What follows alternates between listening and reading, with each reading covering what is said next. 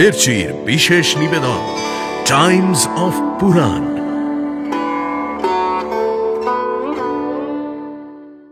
তাহলে তো তোমরা এই বিদ্যায় পারদর্শী।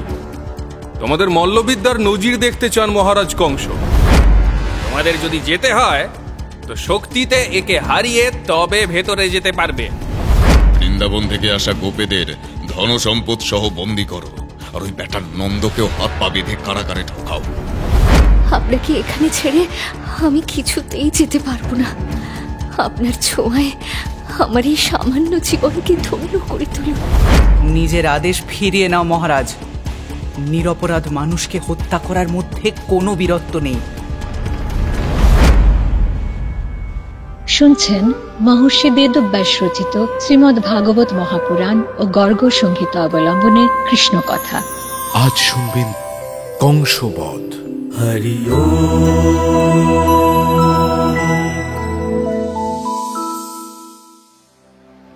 অক্রূর কংসকে খবর দিতে তখনই রাজপুরীতে চলে গেলেন ঋষিবর। আচ্ছা, কৃষ্ণ আর বলরাম যে মথুরা নগরীর রাস্তায় ঘুরে বেড়াতে লাগলেন, সেখানেও নিশ্চয়ই কিছু ঘটনা ঘটল।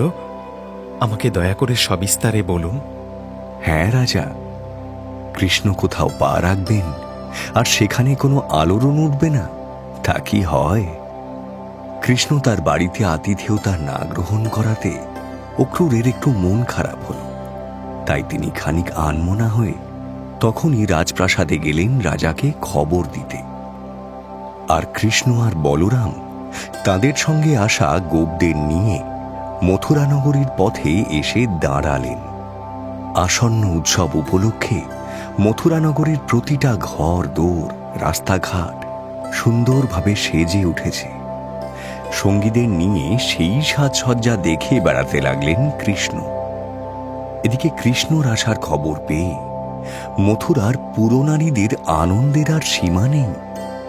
যে যা কাজ করছিল সব ফেলে কৃষ্ণকে দেখতে ছুটল। তার মাথায় পুষ্প বৃষ্টি করতে লাগলো তারা। চারিদিকে আনন্দ আর ধরে না। কিন্তু এরই মধ্যে ঘটে গেল এক অশুভ ঘটনা। কি ঘটল প্রভু? তাঁর উপস্থিতিতে অশুভ কিছু তো থাকতেই পারে না। যার যেমন সংস্কার তার তো তেমনই গতি হবে রাজা।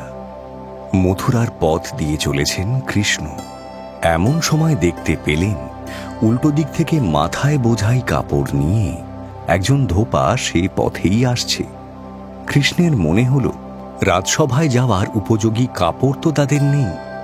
সঙ্গে সঙ্গে সেই ধোপাকে দাঁড় করিয়ে কৃষ্ণ বললেন, এই যে রজক, আমার আর আমার অগ্রজের জন্য একটা উপকার করবে। ঝলমলে রঙিন কয়েকটা বসন আমাদের দেবে।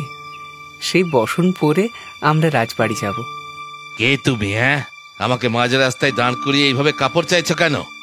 আমি রাজার কাপড় যোগান দিই, সেই কাপড় পরতে চাইবার সাহস কি করে হয় তোমার? চিন্তা নেই, এর থেকে কিছু কাপড় আমাদের দিলে তোমার কল্যাণ হবে। তোদের স্পর্ধা তো কম নয়। গ্রাম থেকে এসে আবার এত চাহিদা। থাকিস তো এই পাহাড়ের মধ্যে, মাঠে ঘাটে গরু চড়িয়ে বেড়াস। এমন কাপড় জীবনের চোখে দেখেছিস যে পরতে চাইছিস? রাজার পেয়াদাদের ডেকে ধরিয়ে দেব, দেখবি। হ্যাঁ, দেখবি কেমন শাস্তি দেয় তারা। প্রভু, সেই ধোপা কি তবে কৃষ্ণ আর বলরামকে চিনতেই পারল না? না রাজা, ধোপা তাদের মোটেই চিনতে পারল না। ফলে যতই কৃষ্ণ হাত পেতে ধোপার কাছ থেকে দান স্বরূপ সেই কাপড় নিতে চান, ধোপা ততই রেগে যায়। বিশ্ব সংসারের এই তো নিয়ম রাজা। যিনি জগতের দাতা, তাকে মন প্রাণ দিয়ে কিছু সমর্পণ করতে আমরা বারবার ব্যর্থ হই। এই ধোপার ক্ষেত্রেও তাই হল। কৃষ্ণ কি তার কাছ থেকে কাপড় পেলেন প্রভু? না পরীক্ষিত, ধোপা অত্যন্ত রেগে উঠে তাদের যার পর নাই কটু কথা বলতে শুরু করল। রাজার কাছে নিয়ে গিয়ে শাস্তি দেওয়ার ভয় দেখাতে লাগলো বারংবার।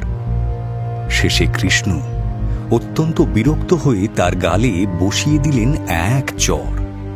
সেই চরের এমনই জোর যে ধোপার ধর থেকে মুন্ডুটা তখনই আলাদা হয়ে মাটিতে গড়িয়ে পড়ল। আচ্ছা, এই দৃশ্য দেখে সেখানকার জনতা কিছু বলল না আচার্যদেব? তার সঙ্গী সাথী যারা ছিল তারা ভয়ে তাদের বোঝা সেই রাস্তার ওপরে ফেলে রেখেই পালিয়ে গেল। শেষে কৃষ্ণ আর বলরাম সেই সব অসন বসনের মধ্যে থেকে নিজেদের জন্য কয়েকটি মূল্যবান কাপড় বেছে নিলেন আর কয়েকটি বস্ত্র সঙ্গীদের মধ্যে বিতরণ করলেন।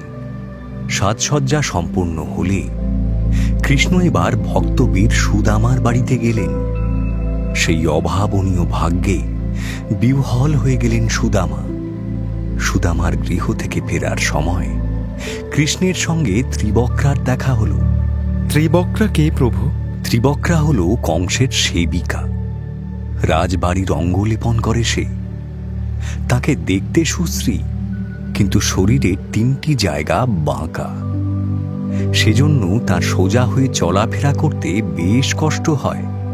হাতে একটা বাটি নিয়ে রাজপুরীর দিকে এগিয়ে চলেছে ত্রিবক্রা। তাকে দেখে ভগবান কৃষ্ণের দয়া হল। তাকে এই অবস্থা থেকে মুক্তি দিতে চাইলেন তিনি। তাই তাকে ডেকে হাসতে হাসতে জিজ্ঞাসা করলেন, এই যে সুন্দরী, কে তুমি? কোথায় চলেছ? আমার নাম ত্রিবক্রা। সবাই আমাকে কুবজা বলে ডাকে। মহামতি কংসের প্রিয়তম দাসী আমি। রাজবাড়িতে চলেছি মহারাজের অঙ্গরাগ করার জন্য, কিন্তু সকলে তো আমাকে উপহাস করে। সুন্দরী বলে কেউ ডাকে না তো? আজ আমিই ডাকলাম। তুমি তো সত্যিই সুন্দরী। আচ্ছা, তোমার হাতের ওই বাটিতে কি আছে গো? প্রভু, আমি চন্দন, সুগন্ধি, ফুল এসব মূল্যবান অঙ্গলেপন তৈরি করি। আমার হাতের সেই লেপন মহারাজ কংসের খুব প্রিয়। আমি রোজ নিজে হাতে তার শরীরে এই লেপন মাখিয়ে দিই। সেই কাজেই চলেছি। এ তো অতি উত্তম কথা, কিন্তু আজ এই অঙ্গলেপন তুমি আমাদের মাখিয়ে দাও, তোমার কল্যাণ হবে। এই তো আমার পরম সৌভাগ্য। এই অঙ্গলেপন আপনারা ছাড়া আজ আর কেউ পাবে না। আসুন প্রভু, আমি নিজে হাতে আপনাদের এই অঙ্গলেপনে সাজিয়ে দিই। ত্রিবক্রাকে একবারের বেশি আর বলতে হলো না। সে কৃষ্ণ এবং বলরামের সৌন্দর্য দেখে, তাদের মুখের নরম মিষ্টি কথা শুনে, তাদের রসবোধের পরিচয় পেয়ে এমনিতেই মোহিত হয়ে গেছিল। তাই কৃষ্ণ সেই অঙ্গলেপন চাইবার সঙ্গে সঙ্গেই সে তা দিতে রাজি হয়ে গেল এবং নিজের হাতে তাদের নাভি থেকে শরীরের উপরিভাগ পর্যন্ত সেই রঙিন অঙ্গলেপন মাখিয়ে দিল। আর পরিবর্তে ভগবান শ্রীকৃষ্ণ তাকে কি দিলেন প্রভু? কৃষ্ণ সেই কুবজার সেবায় সন্তুষ্ট হয়ে তার সামনে গিয়ে দাঁড়ালেন। তারপর নিজের পা দিয়ে কুবজার সেই পায়ের পাতার সামনের দিকটা চেপে ধরলেন আর হাতের 2 আঙুলে তার চিবুক ছুঁয়ে তাকে সোজা করে দাঁড় করিয়ে দিলেন। ত্রিবক্রা দেখল সে আর 5 জন সাধারণ মেয়ের মতো সোজা হয়ে দাঁড়াতে পারছে। এবার কুবজা থেকে সে তখন পরিণত হল এক সুরূপা নারীতে। আহা, ভগবানের অপার লীলা! যত অসুন্দরকে তিনি সুন্দর করে তোলেন। যদি কেউ তার স্মরণে আসে, তার কোনো ত্রুটি তিনি রাখেন না। হ্যাঁ রাজা, ঠিক বলেছ। কৃষ্ণের ছোঁয়ায় ত্রিবক্রার চেহারা শুধু নয়, মনেরও পরিবর্তন হল। তার মনের মধ্যে উদারতা এবং আরও বিভিন্ন ভালো গুণের জন্ম হল। কৃষ্ণ প্রেমে আকুল হয়ে উঠল ত্রিবক্রা। কৃষ্ণের সঙ্গে যে বলরাম আছেন, অন্যান্য গোপ বালকরা আছে, সে কথা সে ভুলেই গেছে। মধুসূদনের উত্তরীয়ের প্রান্ত আকর্ষণ করল ত্রিবক্রা। প্রভু, আমাকে এতই যখন দয়া করলেন, তবে আরেকটু দয়া করুন। আমার সঙ্গে আমার ঘরে চলুন। আপনাকে এখানে ছেড়ে আমি কিছুতেই যেতে পারবো না। আপনার ছোঁয়ায় আমার এই সামান্য জীবনকে ধন্য করে তুলুন। ত্রিবকরা, আমি আশীর্বাদ করি তোমার ঘর সংসারী পুরুষদের মন শান্ত করবার স্থান হয়ে উঠুক। গৃহহীন পথচারী প্রবাসী পুরুষদের আশ্রয় হয়ে উঠুক তোমার বাসভবন। আমি এখন একটা বিশেষ কাজে চলেছি, তাই তোমার ঘরে যেতে পারবো না। তবে আমি কথা দিচ্ছি, কাজ শেষ করে ফেরার পথে অবশ্যই সেখানে যাব। আহা, ভগবানের কি লীলা! কাকে কখন কিভাবে উদ্ধার করবেন তা একমাত্র তিনিই জানেন। আচ্ছা, এরপর কি হলো প্রভু? কৃষ্ণ বলরামকে কংসের প্রাসাদ খুঁজে পেলেন? হ্যাঁ রাজা, পেলেন। এবার কংসের প্রাসাদের দিকেই এগোলেন তারা। পথে জিজ্ঞাসা করতে করতে কংসের ধনুর্যজ্ঞের জায়গায় গিয়ে পৌঁছলেন কৃষ্ণ। দেখলেন ইন্দ্রধনুর মতো দেখতে একটি ধনুক সেখানে রাখা রয়েছে। ধনুকটা বহু মূল্যবান রত্ন খচিত। একটা বেদির উপরে রাখা সেই ধনুকেরই পুজো হচ্ছে এবং অনেক সশস্ত্র রক্ষী তাকে ঘিরে পাহারা দিচ্ছে। কৃষ্ণ রক্ষীদের পেরিয়ে পূজারী পুরোহিতদের ফেলে সোজা বেদির সামনে গিয়ে সেই ধনুক হাতে তুলে নিলেন। সে কি কাণ্ড! রক্ষীরা তাকে বাধা দিল না প্রভু? স্বয়ং নারায়ণকে কি আর ওই সাধারণ রক্ষীর দল আটকাতে পারে? তা ঠিক, কিন্তু সেই ধনুক তোলা কি অতই সহজ ছিল? মোটেই না। কিন্তু কৃষ্ণ তো প্রবল পরাক্রমশালী, ফলে বাঁ হাতে অবলীলায় তুলে ফেললেন সেই ধনুক। তারপর তাতে জ্যা পরিয়ে মাঝখান থেকে দিলেন টান। উন্মত্ত হাতি যেমন সহজে একখানা আখের টুকরো ভেঙে ফেলে, ঠিক তেমন ভাবেই কৃষ্ণের হাতে পড়ে সে ধনুক ভেঙে দু টুকরো হয়ে গেল। আর সেই ধনুক ভাঙার শব্দে স্বর্গ, মর্ত, পাতাল, ত্রিলোক একেবারে কেঁপে উঠল। সেই শব্দে কংস রাজাও আতঙ্কিত হয়ে উঠলেন। তার আদেশে রক্ষীরা কৃষ্ণকে চারিদিক থেকে ঘিরে ফেলে মারতে উদ্যত হল। আর কৃষ্ণ কি করলেন প্রভু? বলরাম কি তখন সঙ্গে ছিলেন? অবশ্যই ছিলেন। কৃষ্ণ সেখানে একা নন, তাকে ঘিরে রয়েছেন বলরাম। রাজার রক্ষীরা তাকে আক্রমণ করতে উদ্যত হলে বলরাম আর কৃষ্ণ দুজনে সেই ভাঙা ধনুকের দুটো টুকরো তুলে নিয়ে প্রবল বিক্রমে রক্ষীদের সঙ্গে লড়াই করতে লাগলেন। তাদের পরাস্ত করার জন্যে আরো বিশাল সংখ্যক সৈন্য পাঠালেন কংস। কিন্তু তারাও কৃষ্ণ বলরামের হাতে নিহত হলেন। সৈন্যের দল নিঃশেষিত হলে এবং যজ্ঞভূমি শান্ত হলে তারা দুই ভাই আবার সেখান থেকে বেরিয়ে মথুরার রাস্তায় চলতে শুরু করলেন। এত কিছু ঘটে গেল, মথুরাবাসীদের কি প্রতিক্রিয়া হলো প্রভু? কৃষ্ণের এমন কাজ দেখে তারা নিশ্চয়ই ভয় পেলেন? না রাজা, বরং ঠিক তার উল্টোটা হল। মথুরাবাসীরা কৃষ্ণ এবং বলরামকে মহাপরাক্রমশালী দুই দেবতা বলে মেনে নিলেন। আর দুর্মতি কংস? তার যে সে রাতে সুখনিদ্রা হল না, সে কথা বলাই বাহুল্য। বারবার নানান দুঃস্বপ্ন দেখে চমকে চমকে উঠতে লাগলেন তিনি। মৃত্যু ভয় তাকে তখন থেকেই পেয়ে বসেছিল রাজা। তারপর কি ঘটল দয়া করে আমাকে বলুন ঋষিবর। পরের দিন সকাল হলে কংস মল্লক্রীড়ার আয়োজন করলেন। বিরাট মল্লভূমিতে জল ঢেলে ধুলো ধুয়ে দেওয়া হলো। চারিদিক পরিষ্কার করে তুড়ি, ভেরি, মৃদঙ্গ বাজতে লাগল। সেই মল্লভূমির 3 দিক ঘিরে বসার জায়গা তৈরি করা হয়েছিল।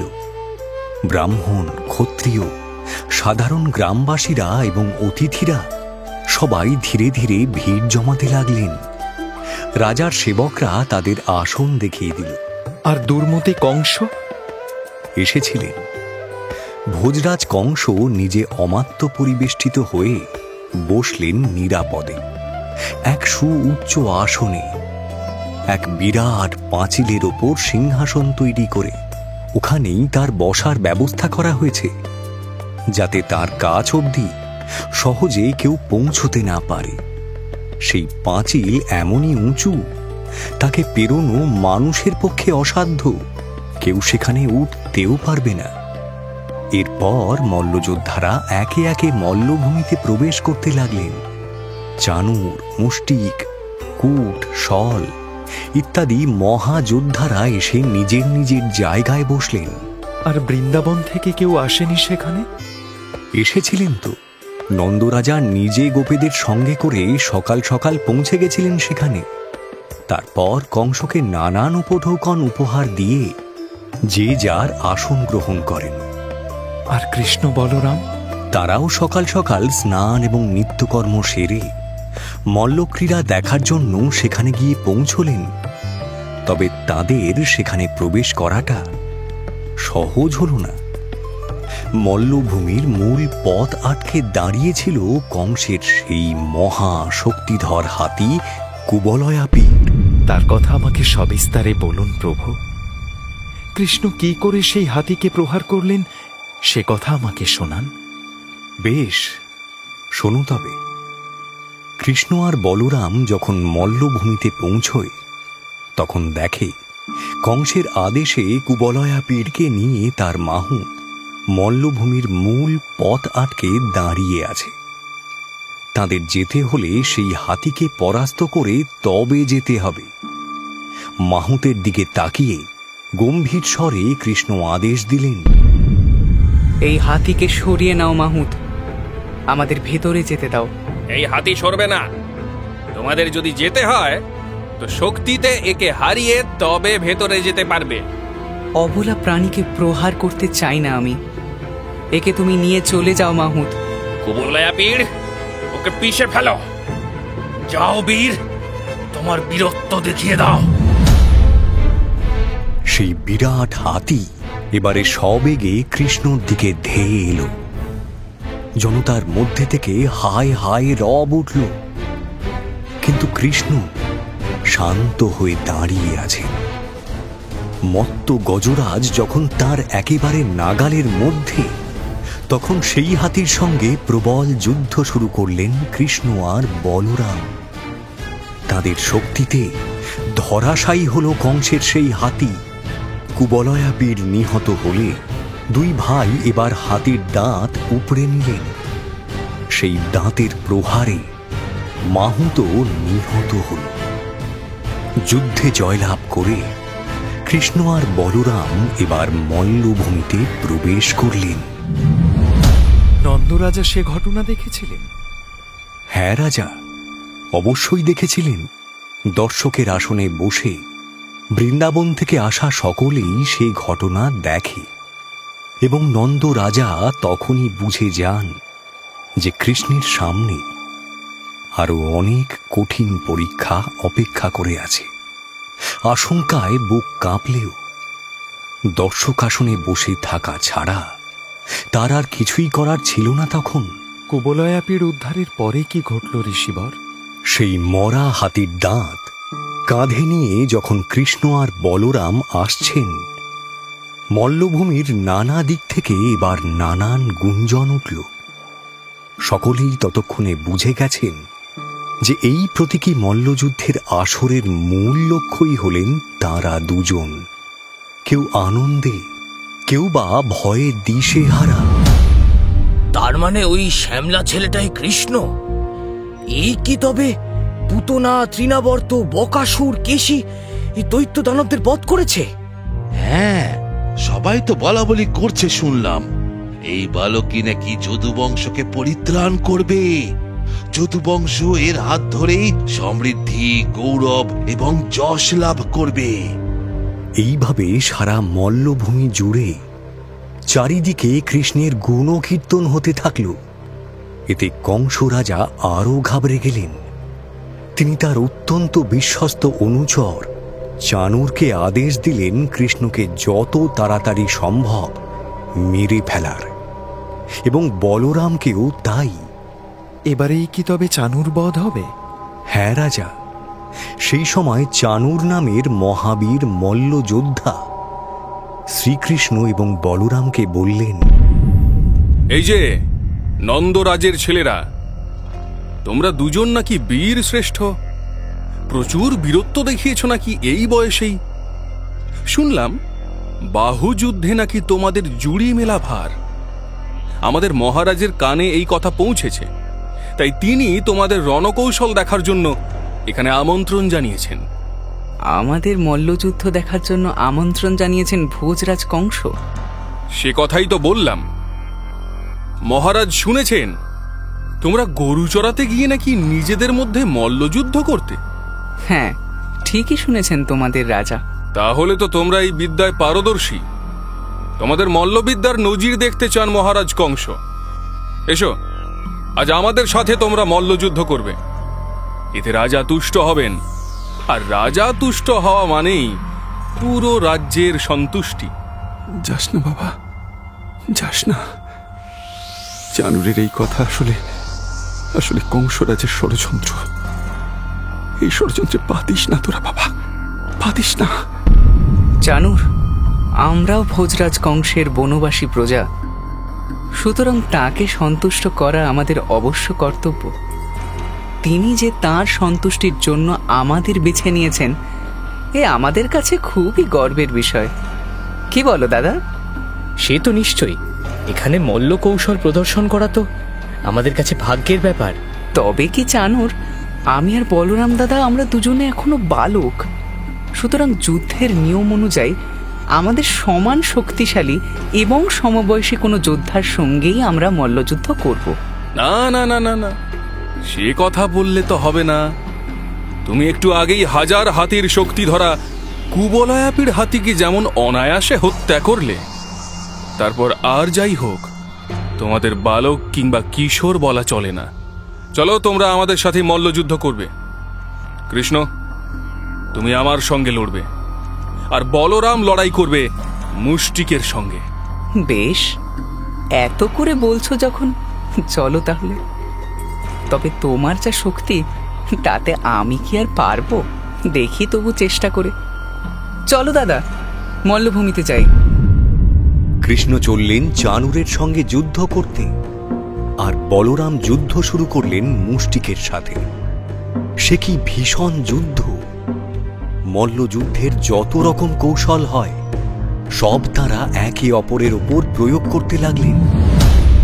কখনো একে অপরকে ধরে চারিদিকে ঘুরিয়ে দূরে ছুঁড়ে ফেলে দিলেন, তো কখনো আবার একজন অপরজনকে জাপটে ধরে প্রবল চাপ দিতে লাগলেন।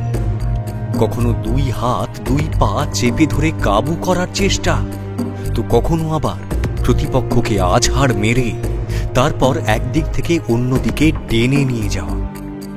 এসব দেখে দর্শকাসনে বসে থাকা নন্দ রাজা ও উপস্থিত বৃন্দাবনবাসীরা বারবার কেঁপে ওঠেন, আর মথুরাবাসীরা দুই দলে বিভক্ত হয়ে যায় দুপক্ষের সমর্থনে। সাবধান কৃষ্ণ, আজ তোর শেষ দেখে ছাড়বো আমি। হ্যাঁ, সে আর বলতে। তোমার যা দশাশয় চেহারা, আমি তোমার সামনে দাঁড়াতেই পারবো না তো। এই নে, সামলা! না, যতটা ভেবেছিলাম অতটাও ব্যথা লাগলো না। কিন্তু না, এবার তুমি দেখো।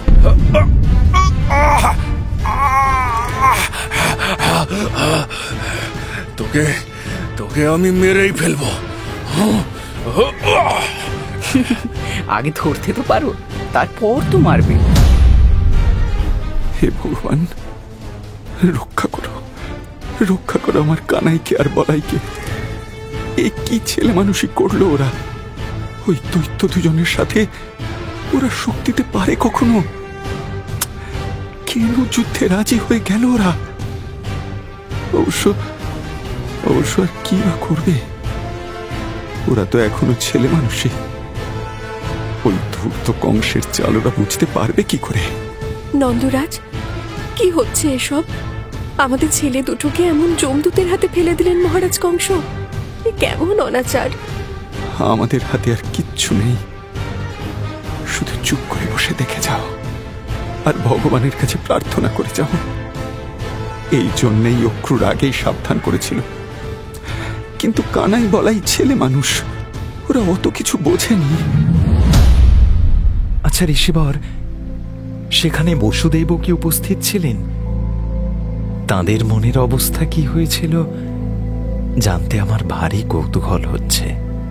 হ্যাঁ রাজা, দর্শকদের মাঝেও বসুদেব উপস্থিত ছিলেন। এত বছর ধরে কারাগারে বন্দী থাকার ফলে কৃষ্ণ বলরামের কীর্তির কোনো খবরই তার কানে পৌঁছয়নি। ফলে নিজের ছেলেদের বীরত্ব সম্পর্কে কোনো ধারণাই তাদের ছিল না। তাই নিজের কিশোর ছেলেদের অমন দুই দৈত্যাকার যোদ্ধার সঙ্গে অসম যুদ্ধ লড়তে দেখে দুঃখে কাতর হয়ে পড়লেন বসুদেব। হায় হায়, এই কি হলো? হে ঈশ্বর, হে নারায়ণ, আমার ছেলেদের রক্ষা করো প্রভু, রক্ষা করো। এই শয়তান কংস ওদের মেরে ফেলতে চায়। তুমি সহায় হও প্রভু, আমার সন্তানদের রক্ষা করো। কংসের সেই মল্লভূমিতে দর্শকের আসনে অনেক নারীও ছিলেন। তারা কংসের প্রজা। দুই কিশোরের ওপর এমন প্রবল অত্যাচার হচ্ছে দেখে তারা নিজেদের মধ্যে বিলাপ করতে লাগলেন।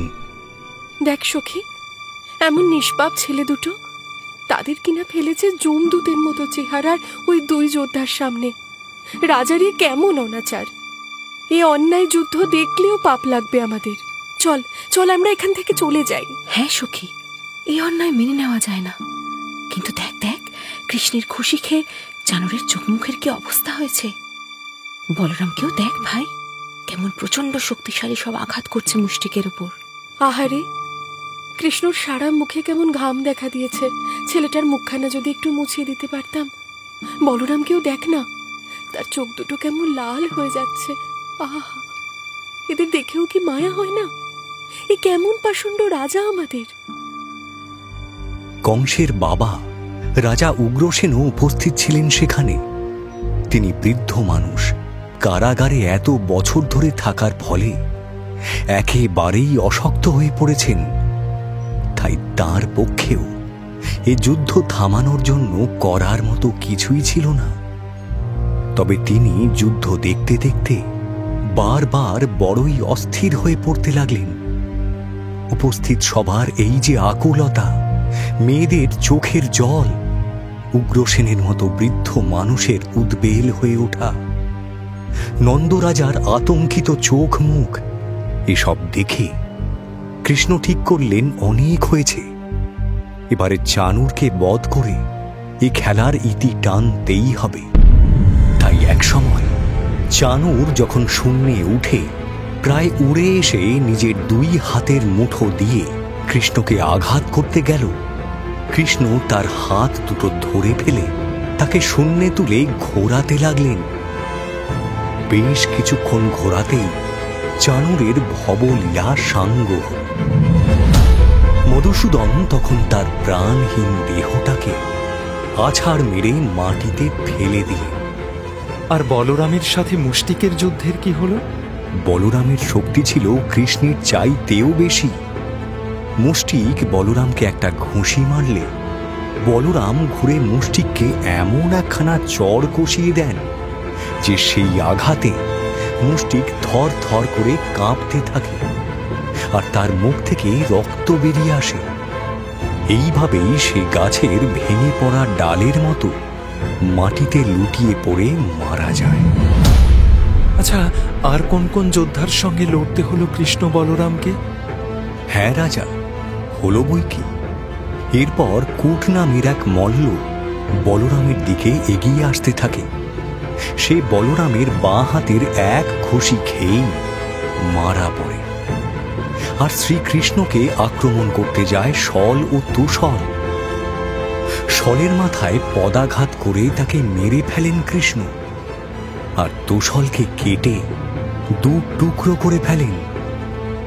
বাকি যোদ্ধারা ভয়ে সেখান থেকে পালিয়ে যায়। এরপর সেখানে উপস্থিত গোপীদের ডেকে নিয়ে এসে কৃষ্ণ আর বলরাম ঢাক ঢোল বাদ্যির সাথে আনন্দে নাচানাচি করতে থাকেন। আর এত সবের মধ্যে কংস রাজা কি করছিলেন? সেই মল্লভূমিতে উপস্থিত প্রায় সবাই কৃষ্ণ বলরামের জয়ে খুশি হয়ে তাদের নামে জয়ধ্বনি দিতে থাকলেন। একমাত্র কংস পড়লেন মহা অস্বস্তিতে। তিনি নগরপালকে ডেকে নির্দেশ দিলেন, এসব বাদ্যি বাজনা থামাও শিগগিরই, আর বসুদেবের এই ছেলে দুটোকে ঘাড় ধাক্কা দিয়ে মথুরা থেকে বের করে দাও এখনই। বৃন্দাবন থেকে আসা গোপেদের ধন সম্পদ সহ বন্দী করো, আর ওই বেটার নন্দকেও হাত পা বেঁধে কারাগারে ঢোকাও। যথাজ্ঞা মহারাজ। আর শোনো, বসুদেব একজন অতি কুচুটে এবং বদমাশ লোক, তাকে যত তাড়াতাড়ি সম্ভব মেরে ফেলবে। কিন্তু মহারাজ, বৃদ্ধ রাজা উগ্রসেন এমনিতেই যুদ্ধ দেখার পর থেকে অস্থির হয়ে আছেন। এখন যদি বসুদেবের মৃত্যুর খবর ওর কাছে যায়, তবে তাকে স্থির রাখা অসম্ভব হয়ে যাবে। শোনো নগরপাল, আমার বাবা হলেও তিনি শত্রুপক্ষের সমর্থক, অতএব তাকে বাঁচিয়ে রাখার কোনো প্রয়োজন নেই। আগে বসুদেবকে মারো, তারপর তার অনুচরদের সঙ্গে উগ্রসেনকেও মেরে ফেলো। কংস, তোমার একটার পর একটা অন্যায় আমি সহ্য করে নিচ্ছি, কিন্তু তুমি নিজের সীমা অতিক্রম করে যাচ্ছ। আমি তোমাকে সাবধান করে দিচ্ছি, সীমা ছাড়িও না। ভয় পেয়েছে কৃষ্ণ, ভয় পেয়েছে। কিসের ভয়? নন্দরাজার বন্দী হবার ভয় নাকি বসুদেবের মৃত্যু ভয়? কোন বাবাকে বাঁচাবি তুই এবার? ঠিক কর, তোর কোন বাবাকে বাঁচাবি? নিজের আদেশ ফিরিয়ে নাও মহারাজ। নিরপরাধ মানুষকে হত্যা করার মধ্যে কোনো বীরত্ব নেই। নগরপাল, শিগগির যাও, আমার আদেশ যেন অক্ষরে অক্ষরে পালিত হয়। এরপরেই ঘটল সেই অদ্ভুত ঘটনা। বসুদেবকে মারার কথা শুনেই কৃষ্ণ রাগে ফেটে পড়লেন। প্রথমে কংসকে নিজের আদেশ ফিরিয়ে নিতে বললেন তিনি, কিন্তু কংস যখন সে কথা শুনল না, তখন তিনি রাগে কাঁপতে কাঁপতে বিকট হুঙ্কার দিলেন। তারপর সবেগে দৌড়ে এসে লাফ দিয়ে সেই উঁচু পাঁচিলের ওপরে উঠে দাঁড়ালেন। কংস কি এবার ভয় পেলেন ঋষিবর? না পরীক্ষিত, কংস অত দুর্বল প্রাণ নন। স্বয়ং মৃত্যু সামনে দাঁড়িয়ে আছে, এটা দেখেও তিনি নিজের ঢাল তরোয়াল তুলে নিলেন যুদ্ধ করবার জন্য। অসি চালনায় তিনি ছিলেন অত্যন্ত পারদর্শী। মূর্খ, তুই আমার সঙ্গে যুদ্ধ করতে চাস? আমি ভোজরাজ কংস, এ পৃথিবীতে বীর শ্রেষ্ঠ। বীর শ্রেষ্ঠ? কেমন বীর তুমি, যে দাদা হয়ে নিরপরাধ অসহায় বোন আর বোনের বরকে বছরের পর বছর ধরে কারাগারে বন্দি করে রেখেছ? এমনকি ক্ষমতার লোভে নিজের বাবাকে পর্যন্ত রেহাই দাওনি। ওদিকে একের পর এক অসুরকে বৃন্দাবনে পাঠিয়েছ একটি শিশুকে বধ করতে। নিজের রাজ্যের প্রজাদের উপরেও তুমি যথেচ্ছ অত্যাচার করেছ। কাপুরুষ, তুমি নিজেকে বীর বলে অহংকার করো? কৃষ্ণ, তুই কি জানিস তুই কার সঙ্গে কথা বলছিস? আগে তুমি আমার তরবারির আঘাত সামলাও। স্বয়ং ভগবান শ্রীকৃষ্ণের ভয়ঙ্কর রাগের সামনে একসময় কংসের সমস্ত প্রতিরোধ খড়কুটোর মতো ভেসে গেল। গরুর যেমনভাবে সাপের সমস্ত জারিজুরি অগ্রাহ্য করে তাকে ছোঁ মেরে মাটি থেকে তুলে নেয়, সেইভাবেই ভগবান কৃষ্ণের হাতে ধরা পড়লেন কংস। তার মাথার মুকুট খসে যেতেই কৃষ্ণ তার চুলের মুঠি ধরে টেনে পাঁচিলের ধারে নিয়ে গিয়ে তাকে সজোরে এক ধাক্কা মেরে নিচে ফেলে দিলেন। নিজেও লাফিয়ে পড়লেন তাঁর ওপর। বিশ্বপিতার সেই বিপুল ভারে কংস একেবারে পিষে যেতে থাকলেন এবং কিছুক্ষণের মধ্যেই দম আটকে মারা গেলেন। হায় রে, পাপীর কি নিদারুণ পরিণাম! সোনার রাজ্যপাট ফেলে অকালে চলে যেতে হলো। আচ্ছা গুরুদেব, তখন উপস্থিত জনতার কি প্রতিক্রিয়া হলো? তাঁরা কংস হত্যা ভালো মনে মেনে নিলেন? কংসের মতো উদ্ধত, নিষ্ঠুর এবং অহংকারী রাজার এমন মৃত্যুতে সবাই স্বস্তি পেল। তারা বারংবার কৃষ্ণের নামে জয়ধ্বনি দিতে লাগল। কংসের তো আরও ভাই ছিল, তারা কিছু বললেন না আচার্যদেব? হ্যাঁ রাজা, কংসের আরো 8 জন ভাই ছিল। তারা দাদার মৃত্যুতে অত্যন্ত ক্রোধে অধীর হয়ে উঠে কৃষ্ণকে আক্রমণ করতে উদ্যত হল। কিন্তু বলরাম একটা মুগুর তুলে নিয়ে একাই তাদের মেরে ফেলেন।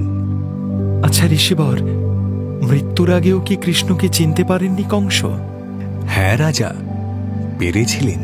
কি করে চিনেছিলেন আচার্যদেব? কংসের তো কোনো পুণ্য নেই, তার মতো পাপীও কি সেই অধিকার পেতে পারেন? এ কিভাবে সম্ভব? শোনো রাজা, ভগবান বলেছেন জীব জগতে যে প্রাণী তাকে যেভাবে ভজনা করেন তাকে উনি সেইভাবেই দেখা দেন। কংস সারা জীবন ভগবান শ্রীকৃষ্ণের কথাই তো চিন্তা করে গেছেন। শত্রুভাবে হলেও তার সমস্ত চিন্তা ভাবনা এবং কাজ কর্ম জুড়ে শুধু কৃষ্ণ চিন্তাই ছিল। পরীক্ষিত, কৃষ্ণ চিন্তাই ছিল। তাই তিনি মৃত্যুর পূর্বে ভগবানের দৈব রূপ দর্শন করেছিলেন। বুঝেছি আচার্যদেব, ঈশ্বর লীলার সার সত্য সত্যিই বড় অদ্ভুত। আচ্ছা ঋষিবর, কংস মারা যাবার পর রাজপুরীতে নিশ্চয়ই শোকের ছায়া নেমে এসেছিল। কংসের অন্দরমহলের রানীরা কি কৃষ্ণের শরণ নিলেন? হ্যাঁ পরীক্ষিত, তারা এসে বিলাপ করে কাঁদতে লাগলেন। কৃষ্ণই তখন তাদের সান্ত্বনা এবং আশ্বাস দিলেন। এরপর তিনি মৃতদের পারলৌকিক ক্রিয়া সম্পন্ন করেন এবং রাজা উগ্রসেন ও তাঁর অনুচরদের বন্দি দশা থেকে মুক্ত করেন। আর বসুদেব দেবকী নিজের সন্তানকে এত বছর পর কাছে পেয়ে তাঁরা কি করলেন? মানুষের মনের চলন বড় অদ্ভুত রাজা। কৃষ্ণ যখন দেবকী এবং বসুদেবকে মুক্ত করে তাদের পায়ে মাথা ঠেকিয়ে প্রণাম করলেন, তারা মা বাবা হয়েও কিছুতেই সন্তানকে বুকে জড়িয়ে ধরতে পারলেন না। আসলে তার দৈব সত্তার কথাই বারবার তাদের মনে পড়ছিল যে আবেগে ভক্তিতে তারা বিহ্বল হয়ে পড়লেন। কৃষ্ণের সামনে হাত জোর করে দাঁড়িয়ে রইলেন বসুদেব আর দেবকী।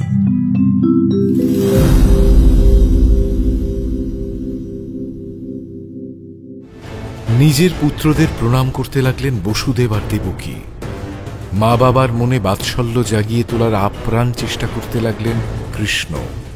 এদিকে মথুরার শূন্য সিংহাসনে কৃষ্ণকে বসার জন্য অনুরোধ জানালেন যাদবরা। কিন্তু কৃষ্ণ নারাজ। কাকে এবার সিংহাসনে বসাবেন তিনি? তার নিজের ভূমিকাই বা কি হবে, সেই কথা নিয়ে ফিরে আসছি পরের পর্বে।